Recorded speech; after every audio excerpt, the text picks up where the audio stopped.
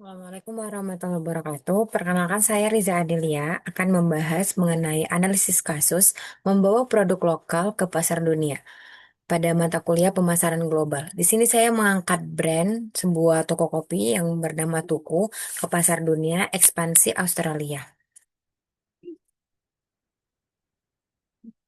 Sebelumnya saya akan mengenalkan dulu profil brand toko kopi Tuku ini. Toko kopi Tuku adalah brand kopi lokal ikonik Indonesia yang lahir di Cipete, Jakarta pada tahun 2015 oleh Andanu Prasetyo dengan filosofi rasa tetangga yang menggabungkan kopi susu gula aren autentik, desain industrial cik ramah lingkungan, dan komunitas petani kopi yang kurang lebih 630 lebih petani yang bermitra dengan kopi Tuku ini. Hingga 2026 ini, Tuku mengoperasikan sekitar 72 lebih gerai di 5 kota besar Indonesia, menjual 78.000 cup per hari, dan mencatat laba melonjak sekitar 356% per tahun, serta sudah ekspansi ke Seoul, Korea Selatan, dan Amsterdam, Belanda, membuktikan bahwa ini kesiapan global. Ekspansi produk ini dilakukan ke Australia. Saya sebagai manajer pemasaran akan ekspansi produk Tuku ini ke Australia. Alasan utama, terutama dua alasan saya mau kenapa membawa toko kopi ini ke Australia, yaitu yang pertama, pasar kopi Australia ini merupakan pasar kopi terbesar Oceania dan konsumsi per kapita nomor 3 sedunia.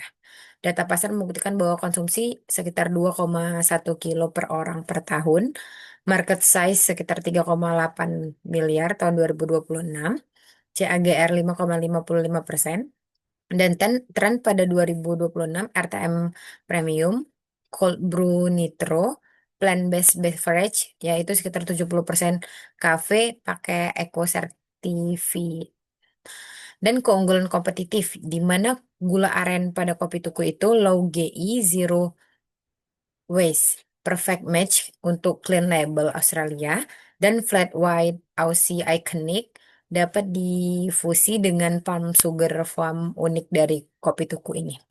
Saya sendiri sebagai pengguna penikmat kopi tuku juga merasakan betapa enaknya dan autentiknya dari kopi dan terutama pada menu kopi susu tetangga dari kopi tuku ini. Selanjutnya, alasannya yaitu karena infrastruktur perdagangan dan diaspora besar.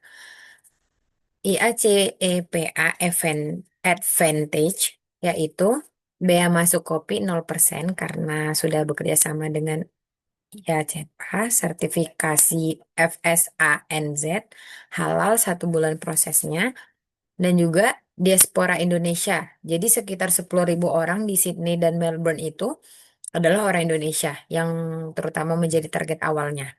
Kemudian kompetitor Gap. Jadi Starbucks di Aussie ini lemah autentik Asian taste versus dari Tuku positioning ini sendiri. Jadi sangat berpeluang besar untuk dapat pasar yang lebih jelas di Australia. Selanjutnya adaptasi produk, yaitu ada pada menu development. Saya sebagai manajer pemasaran menerapkan ada 4 menu baru, tabel menu adaptasi sesuai dengan yang ada di Australia, yaitu ada varian produk flat white gula aren yang komposisi utamanya ada espresso Aussie dan palm foam.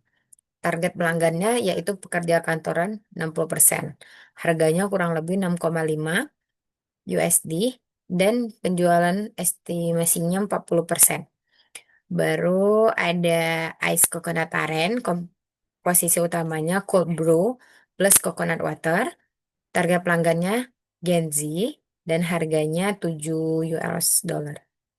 Selanjutnya oat milk aren latte, komposisi utamanya susu oat plus light syrup dan target pelanggannya yaitu vegan millennials. Harganya 6 USD dan varian produknya Yang terakhir, inovasi dari saya itu signature original, yang dimana komposisi utamanya susu gula aren autentik, dan target pelanggannya itu diaspora Indo, terutama orang Indo ya, yang ada sekitar 100.000 lebih di sana, dan harganya sekitar 5,5 USD. 4 varian fruit sauce Australia plus pengurangan sweetness 20% untuk clean finish. Selanjutnya, adaptasi kemasan dan sertifikasi. Kemasannya itu yaitu dengan mempertahankan craft paper seperti di gambar, craft paper dengan QR kode bilingual English and Indonesian menuju cerita petani kopi tuku.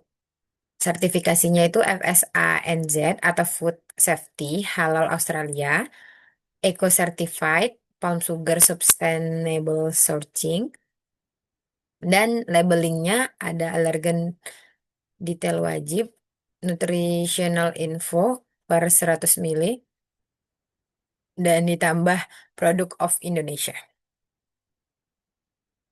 Berikutnya, strategi promosi digital yang bisa saya lakukan sebagai manajer pemasaran, yaitu membuat challenge, Instagram Reels Challenge yang menggunakan hashtag Tuku Down Under.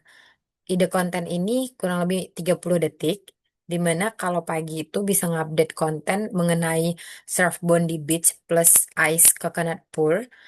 Siangnya bisa pakai konten mengenai flat sauce CBD Walk 5, dan malamnya Hot Latte Sunset Aesthetic. Rules konten ini, video reelsnya ini dibikin sekitar 30 detik challenge-nya, dan dapat dari 50 pemenang gratis kopi selama 1 minggu. Juga berkolaborasi dengan 15 influencer server di Sydney. Targetnya yaitu 5 juta view, ya sekitar 50.000 orang kurang lebih bakal nyobain tuku. Dan pemasaran di sana akan lebih tinggi.